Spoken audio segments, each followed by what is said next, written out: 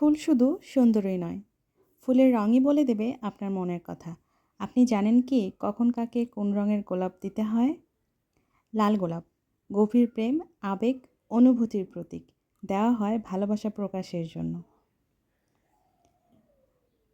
সাদা গোলাপ পবিত্রতা, শান্তি ও শ্রদ্ধার প্রতীক। কারোর প্রতি সম্মান দেখাতে বা নতুন শুরু উদযাপন করতে সাদা গোলাপ দেওয়া হয়। হলুদ গোলাপ বন্ধুত্ব, আনন্দের প্রতীক। বন্ধুত্ব বা আনন্দ ভাগাভাগি করতে দেওয়া হয় হলুদ গোলাপ। গোলাপি গোলাপ কৃতজ্ঞতা, সৌন্দর্য, মিষ্টি অনুভূতির প্রতীক। কমলা গোলাপ আকর্ষণ, উৎসাহ, নতুন অনুভূতির প্রতীক। কাউকে আকর্ষণ করতে অথবা সাহস যোগাতে দেওয়া হয় কমলা গোলাপ। সম্পর্ক বা অনুভূতি অনুযায়ী সঠিক রঙের গোলাপ নির্বাচন করা সম্পর্কের গভীরতা প্রকাশ করতে সাহায্য করে। তাই এই ভালোবাসা দিবসে আপনার প্রিয়জনকে সঠিক রঙের গোলাপ উপহার দিন।